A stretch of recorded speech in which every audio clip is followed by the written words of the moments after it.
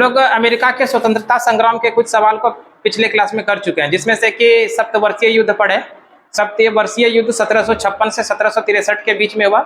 इस सप्तवर्षीय युद्ध में इंग्लैंड जीता था और फ्रांस की हार हुई थी, और इसके बाद से फ्रांस की जैसे ही हार होती है तब से वहां से अमेरिका का स्वतंत्रता संग्राम की नींव पड़ती है ना।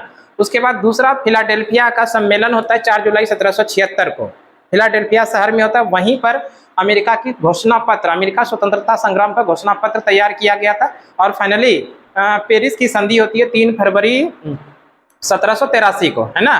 पेरिस की संधि कब होती है? 3 फरवरी 1783 को, जो पेरिस की संधि के द्वारा अमेरिका का स्वतंत्रता संग्राम समाप्त होता है। उसके बाद अमेरिका में संविधान का निर्माण किया जाता है 1787 में, जो लागू होता है 1789 में। अमेरिका का स्वतंत्र अमेरिका जब स्वतंत्र हो गया तो वहाँ संविधान चाहिए, तो संविधान वहाँ का बना 1787 में, लेकिन लागू कब होता है? 1789 में। याद रखिएगा, विश्व का पहला देश जहाँ पर लिखित संविधान लागू हुआ वो है अमेरिका। यहाँ पर लिखे हुए अमेरिका का संविधान ये 1789 में लागू हुआ था। कब लागू हुआ था? 1789 में। और इस तरह से अमेरिका जो है विश्व का पहला देश बना जहां पर कि लिखित संविधान लागू हुआ। याद रखिएगा, विश्व का पहला देश जहां पर लिखित संविधान लागू हुआ वो है अमेरिका। वैसे विश्व में सबसे बड़ा लिखित संविधान वो भारत का है। विश्व में सबसे बड़ा लिखित संविधान भारत का है, लेकिन विश्व में सबसे पहले लिखित संविधान जो लागू हुआ था वो अमेरिका में 1789 में। याद रहेगा, विश्व में पहला देश, विश्व का पहला देश जहां पर लिखित संविधान लागू हुआ वो है अमेरिका 1789 में। लेकिन विश्व का सबसे बड़ा लिखित संविधान किस देश का है? तो भारत का है। ठीक है, इसी में आगे अगर हम कंटिन्यू करें तो इसमें देखिए एडम स्मिथ के लेसेज फेयर, जो जिसको कि लेसेज फेयर यानी मुक्त व्यापार के सिद्धांत को मजबूत किया था। ये भी याद रखना है कि एडम स्मिथ ने लेसेज फेयर, जिसको कि मुक्त व्यापार नीति को बोलते हैं, इस सिद्धांत को और आगे बढ़ाने में इन्होंने काफी सहयोग किया था। किसने? एडम स्मिथ ने। इसके अलावे है आयरलैंड की संसद को स्वतंत्र स्थान प्राप्त हुआ। आयरलैंड की संसद को एक स्वतंत्र स्थान मिला कब? 1782 ईस्वी में। इंपॉर्टेंट है, याद रखिएगा। आयरलैंड के संसद को स्वतंत्र स्थान किस वर्ष मिला? 1782 में। आगे है कैथोलिक आयरिश लोगों को मताधिकार मिला, यानी कि कैथोलिक आयरिश लोगों को मत देने का अधिकार जो मिला वो किस वर्ष मिला? 1800 ईस्वी में। डबल स्टार कर लीजिएगा, ये सवाल कई बार एग्जाम में देखने के लिए मिला है कि कैथोलिक आयरिश लोगों को मत देने का अधिकार किस वर्ष प्राप्त हुआ? तो आंसर क्या करेंगे? 1800 ईस्वी करेंगे। आगे है, ये भी इंपॉर्टेंट है, मॉन्टेस्क्यू के शक्ति पृथक्करण का सिद्धांत को मान्यता मिला था। सीधा सवाल आपसे पूछा जाएगा, बताइए शक्ति पृथक्करण के सिद्धांत को किसने दिया है? तब हम लोग आंसर क्या करेंगे? मॉन्टेस्क्यू। सीधा सवाल यही दे देगा कि शक्ति पृथक्करण सिद्धांत को किसने दिया है? आंसर क्या करेंगे? मॉन्टेस्क्यू करेंगे। ये और इसके अलावा आपके बुक में कुछ ऑब्जेक्टिव क्वेश्चन उसको देख लेते हैं। देखिए, अगर ऑब्जेक्टिव क्वेश्चन में पहला ही सवाल है कि अमेरिका की राजधानी कहां पर है? कई बार बताएं अमेरिका की राजधानी। अमेरिका की राजधानी वाशिंगटन डीसी। अमेरिका की राजधानी कहां पर है? Washington DC. अगर अमेरिका की बात करें, जिस तरह से भारत में 28 राज्य हैं, उसी तरह अमेरिका में राज्य नहीं बल्कि राज्य के स्थान पे वहां पर क्या है? प्रांत है। और यहाँ पर अमेरिका में प्रांतों की संख्या 50 है। कितने प्रांत है वहां पर? 50। और अमेरिका की राजधानी कहां पर है? Washington DC. अगला क्वेश्चन है क्वेश्चन नंबर 2 में, कॉमन सेंस की रचना किसने की थी? Common sense. तो आपको पता है कॉमन सेंस पत्रिका जो है इसकी रचना किया था किसने? टॉमस पेन ने, है ना। कॉमन सेंस नामक पत्रिका की रचना किया था टॉमस पेन ने, जिसका कि प्रकाशन हुआ था 1776 में। ये भी याद रखेंगे, कॉमन सेंस नामक पत्रिका का प्रकाशन किस वर्ष हुआ था? 1776 में। और किसने किया था? टॉमस पेन ने। अगला सवाल है, स्टाम्प एक्ट किस वर्ष पारित हुआ था? स्टाम्प एक्ट बेहद इंपॉर्टेंट है। स्टाम्प एक्ट की बात करें, स्टाम्प एक्ट, तो स्टाम्प एक्ट 1765 में लागू हुआ था। कब? 1765 में। आपको पता होगा कि इंग्लैंड के तत्कालीन प्रधानमंत्री थे ग्रेनविले, उन्होंने ही स्टाम्प एक्ट पारित किया था अपने देश के अंदर। कब? 1765 में थी। इस तरह से इस सवाल का सही आंसर होगा 1765। स्टाम्प एक्ट कब लागू होता है? 1765 में। अगला सवाल है, अमेरिका स्वतंत्रता संग्राम में अंग्रेजों का सेनापति कौन था? जब अमेरिका का स्वतंत्रता संग्राम शुरू हुआ, इस समय अंग्रेजी सेना का जो नेतृत्व कर रहे थे वो कॉर्नवालिस कर रहे थे। कॉर्नवालिस, लॉर्ड कॉर्नवालिस ने अमेरिका स्वतंत्रता संग्राम में अंग्रेजी सेनापति के रूप में इन्होंने नेतृत्व किया था। अगला सवाल है, अमेरिका संविधान कब लागू? अमेरिका का जो संविधान है ये कब लागू हुआ? अमेरिका का संविधान बना तो 1787 में था। कब बना था?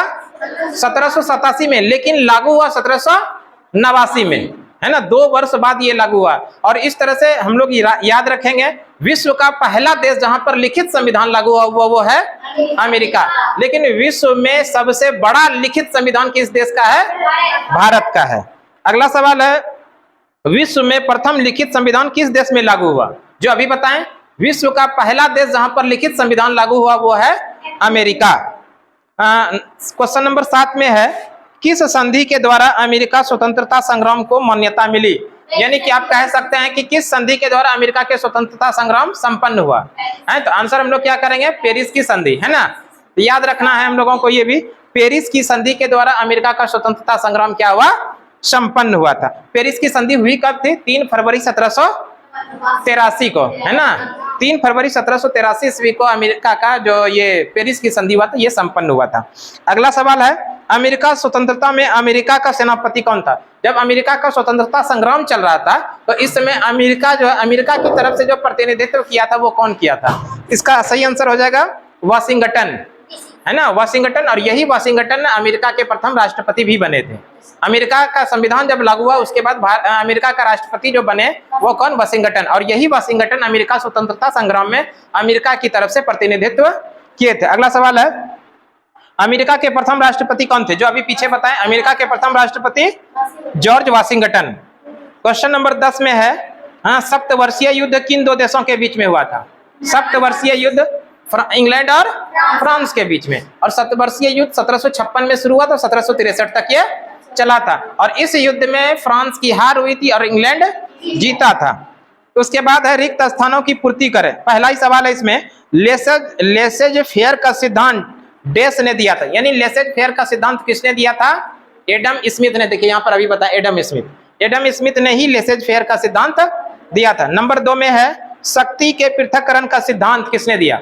शक्ति के पृथक्करण का सिद्धांत जो दिया था वो मॉन्टेस्क्यू ने। यहाँ पर है, शक्ति के पृथक्करण का सिद्धांत किसने दिया? मॉन्टेस्क्यू। तो इसमें मॉन्टेस्क्यू हो जाएगा। नंबर 3 में है, सेनापति लफायते किस देश का था? किस देश का रहने वाला था? सेनापति लफायते ये फ्रांस का रहने वाला था, है ना। सेनापति लफायते किस देश का रहने वाला था? फ्रांस का। नंबर 4 में है, जॉर्ज तृतीय इंग्लैंड का देश था। यानी जॉर्ज तृतीय जो थे वो इंग्लैंड के क्या थे? इंग्लैंड के वो राजा थे। नंबर 5 में है, धर्मनिरपेक्ष राज्य की स्थापना सर्वप्रथम कहां पर हुई? धर्मनिरपेक्ष राज्य की स्थापना सबसे पहली बार किस देश में हुआ? अमेरिका में हुआ। याद रखना है हम लोगों को, धर्मनिरपेक्ष राज्य की स्थापना सर्वप्रथम कहां पर हुई थी? अमेरिका में। अगला सवाल है, नई दुनिया जिसको अमेरिका कहते हैं, नई दुनिया जिसको अमेरिका कहते हैं, इनका पता किसने लगाया था? नई दुनिया यानी अमेरिका का पता लगाया था कोलंबस ने 1492 में। याद रखना हम लोगों को, 1492 में कोलंबस ने ही नई दुनिया के रूप में अमेरिका को भी बताया था कि ये अमेरिका है ना, नई दुनिया। सीधा सवाल पूछा गया, नई दुनिया यानी अमेरिका का पता किसने लगाया था? तो आंसर क्या करेंगे? कोलंबस ने। कब? 1492 में। अगला सवाल नंबर 7 में है, अमेरिका में अंग्रेजों के कितने उपनिवेश थे? बेहद इंपॉर्टेंट सवाल है। 13 उपनिवेश था। अमेरिका में अंग्रेजों के कितने उपनिवेश थे? 13 उपनिवेश। 8 नंबर में है, सर्वप्रथम आधुनिक गणतंत्रात्मक शासन की स्थापना कहाँ हुई थी? पहली बार आधुनिक गणतंत्रात्मक स्थापना हुई थी अमेरिका में, है ना। सर्वप्रथम आधुनिक गणतंत्रात्मक शासन व्यवस्था स्थापित हुआ था कहां पर? अमेरिका में। अमेरिका स्वतंत्रता संग्राम का तत्कालिक कारण। अगला सवाल है, अमेरिका स्वतंत्रता संग्राम का तत्कालिक कारण क्या है? आप लोगों को पता है, बोस्टन टी पार्टी जो अमेरिका स्वतंत्रता संग्राम का तत्कालिक कारण, बोस्टन टी पार्टी, है ना। अगला सवाल नंबर 10 में है, राइट्स ऑफ मैन की रचना किसने किया था? राइट्स ऑफ मैन इसकी रचना किया था टॉमस पेन ने। किसने किया था? टॉमस पेन ने। तो इस तरह से आज हम लोगों ने अमेरिका स्वतंत्रता संग्राम में जितने भी विशेषकर ऑब्जेक्टिव टाइप का फिल इन द ब्लैंक्स सवाल जो था उसको पूरे एक्सप्लेन के साथ हम कवर कर लिया। फिर हम लोग अगले क्लास में मिलते हैं, तब तक के लिए धन्यवाद। जय हिंद।